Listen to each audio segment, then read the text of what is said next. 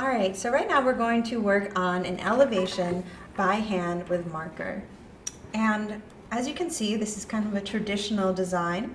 And I'm going to start off with the fireplace. If you're going to put a fireplace in your drawing, then you should put a fire in it, because that is definitely something that is going to add ambiance and make it beautiful and highlight your design. That's why you put it in there in the first place, right? So the way that flames work, they're actually red on the outside, and then they turn to yellow. I'm sorry, they turn from red to orange to yellow. So we're just going to go ahead and do something kind of free-form-ish with the red. I'm going to grab a orange marker to go ahead and blend that a little bit. Good thing about fire is that it's always moving and it's organic, so it's pretty hard to mess up.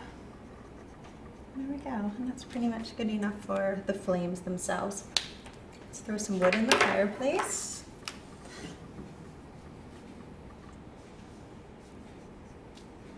I think our wood could use a little dimension, so let's try something a little darker.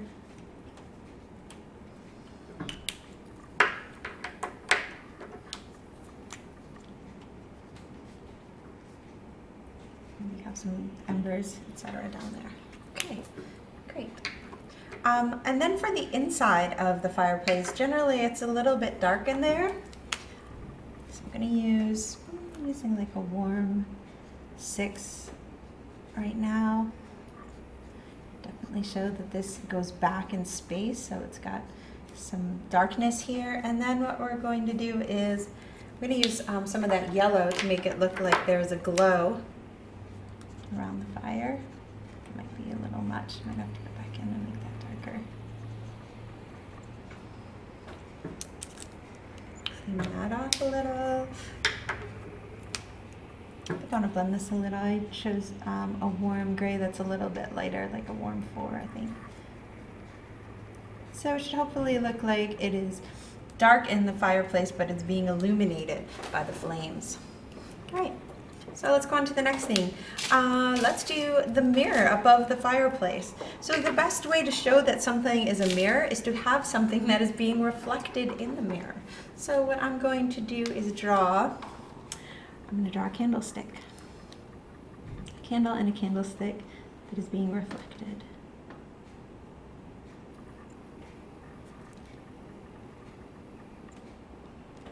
And that way I can use that in my reflection, and it'll hopefully be obvious that it's a mirror. Okay, so now that is supposed to be sitting on the actual mantle itself, and so I want to show that being reflected. I'm going to show it over here a little bit. It's going to be at about the same height. Just do a little something like that, which will hopefully look like a reflection. And now we want to use some of our blues. We're going to use some blue and gray in order to make this look like a reflection. Right here is the edge of the frame mirror, so I'm going to put some blue here. Don't worry, I'm going to, of course, blend that. It's a little bit strong right now. And that side's not looking so good.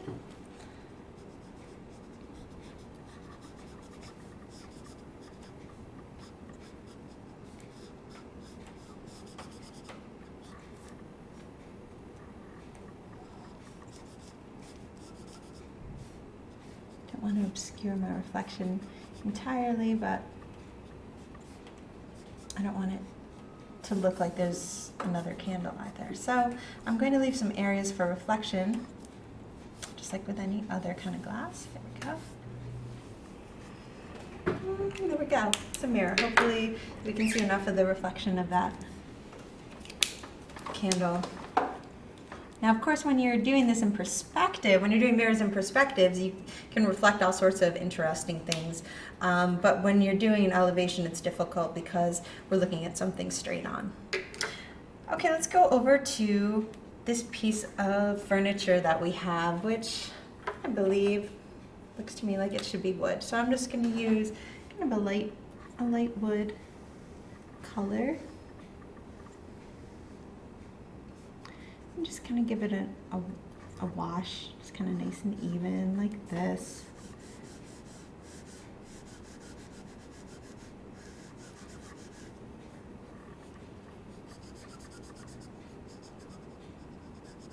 And now it's going to make this actually look like wood and like furniture. So that we're going to go ahead and add some shadows now. I'm going to get a slightly darker color. And I'm going to add shadows. Now, just like with the floor plan, you basically choose one corner of your drawing to act as the light source. And again, I'm going to choose my top left. You don't have to use the top left, but it's kind of a typical one to choose. So if my light is coming like this, that means that I'm going to have, anytime, I know if this is a little recessed panel, so that's going to have a little shadow there, probably a little bit like that. And it all depends on the design, because sometimes you have panels that are raised and sometimes you have panels that are recessed. So it totally depends on the design of the piece. So in other words, once again, it's kind of hard to mess up because it's very possible. Shadow could be on either side depending on whether something is recessed or raised. And all this crazy little detail that's in here, just kind of dab with your marker to indicate that there's some kind of shadow going on. Like this type of detail, which is, there's a lot going on there. We're not going to get too caught up in the details.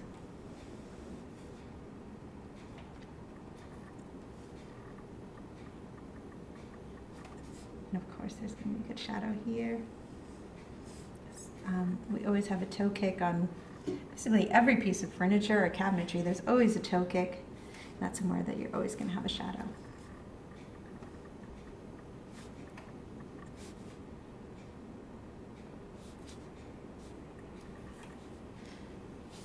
And so on and so forth.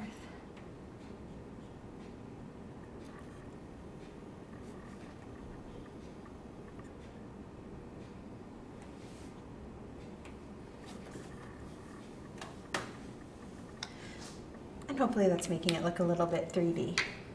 Now something that you could do, if you wanted to add some detail to the actual panels here, you can make them look a little bit more like wood by adding some wood grain, either with a marker or with a colored pencil.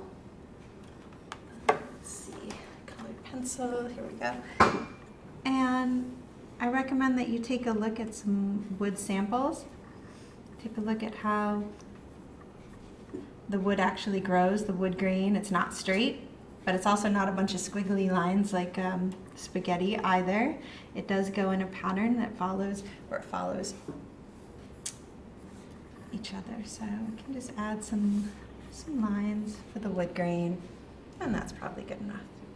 Okay, let's go ahead. Actually, you know what else we could do is add a little bit of highlight to the wood with some white pencil in just a couple of areas.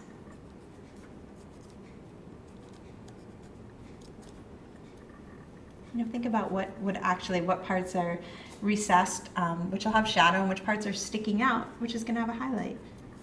And you can just add little bits of highlights. Okay, now let's go ahead and do the window. So when it comes to choosing an exterior, you want to choose something that is going to enhance your drawing. Often, you've seen me do a cityscape before, which I love doing the cityscapes. In this case, probably not appropriate for this kind of Rococo interior that we're looking at. So you want to pick something that goes along with the design, something that's maybe a little bit softer and not so urban and cutting edge. So I think that what I'm going to do is actually some cherry blossoms. And so what I'm going to do is use my blue. I'm going to do it on the back, so I want to make it so that I can see where the window is. I'm just going to do a really light outline like that, so that when I turn it over, I can hopefully still see where it is. Let's see, is this still... Okay. So, you know what, for the sake of the video, I might just do it on the front just to make it easier to see, but you can do it either way, it doesn't matter. I'm going to start by using, actually I think I'll start by doing the tree. Now you don't want to ever do anything right in the center of the window because then it's going to look too much like a painting. You want it to be something that's a little bit off center, something that looks a little bit more natural and organic. So do a little something like that. And I want to blend that. For the cherry blossoms themselves, I'm just going to dab. And if you were doing greenery, just a regular green tree, kind of an East Coast tree, you would do the same thing where you just dab with your marker for the greenery. We need a little something in the background, some blue sky, maybe some greenery. So let's see what I've got here, what color that is. A little something that's really subtle. That's okay because we want to stay subtle. I mean, because the design that we're looking at right now is a pretty subtle one. Maybe some blue sky in the background. Okay. And I'm just trying to keep everything very light, very subtle, because that's the design. So and I'm just blending with a C1. Okay, and so let's take a look at the actual window treatments themselves. What color should we go with? I feel like I've been using a lot of pink in this, but it just seems to want to be pink. In fact, I'm going to show you how to, I'm going to do one side of them as solid curtain, and then the other side we'll do as if they were translucent, as if they were shears. So let's go ahead and make them, let's go ahead on this side and make them red. May not match that well with Rococo, but that's all right. So if it's red, we've talked about red in the past in that things that are red are also orange when they're in the light. And so I'm going to go ahead and use some orange to kind of blend with. My red seems like it's running out a little bit here.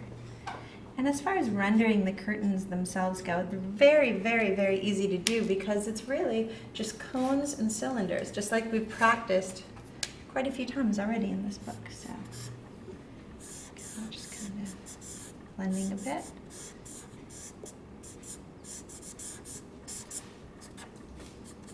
And then there's a balance that comes along there.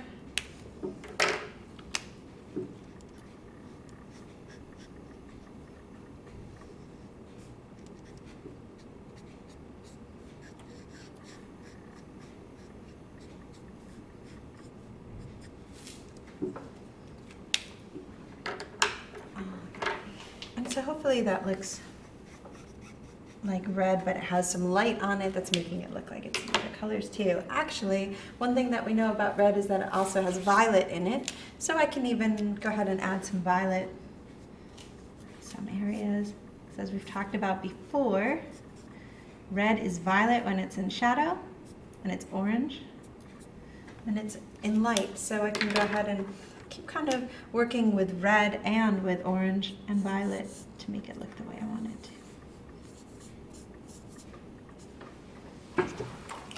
And remember, we're trying to insert color as much as we can in these. We want it to look colorful and vibrant and interesting. So, okay. And one of the most important parts about doing the window is that there's then actually a shadow from the window treatment onto the window. So go ahead and add that. I'm going to, of course, blend this in a moment, but how to use a blue. And blend that a little. There we go. And that leaves a nice shadow. Additionally, if you want to add some blue on top of what we've already done, you can do that. If you want to add some kind of diagonal direction you can. Just make sure that you don't do too much so that it looks like it's raining outside. That is definitely not the point. And you can see that on this particular window, we've got a mullion right down the center.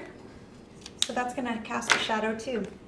Anytime there's a mullion, it's always gonna, or even just the window frame itself, it's gonna cast a shadow onto the glass. And it's really important that you put those shadows in because that's what takes the exterior and pushes it back so that it doesn't look like a painting on the wall, so it looks like it's in the background.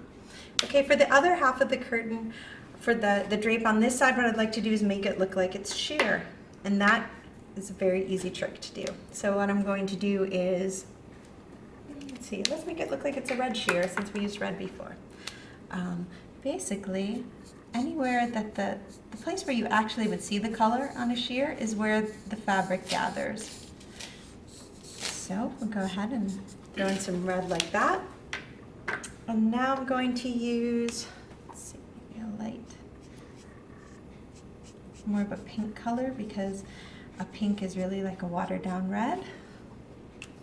I'm going to use, this is a cool gray 1 to kind of blend this out a little bit.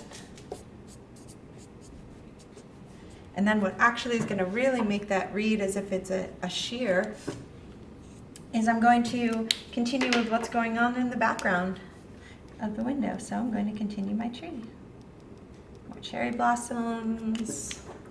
I am going to put more of the actual tree branches. It's a little bit too much. I'm going to go back in and lighten it a bit with my blender. It's kind of a back and forth process.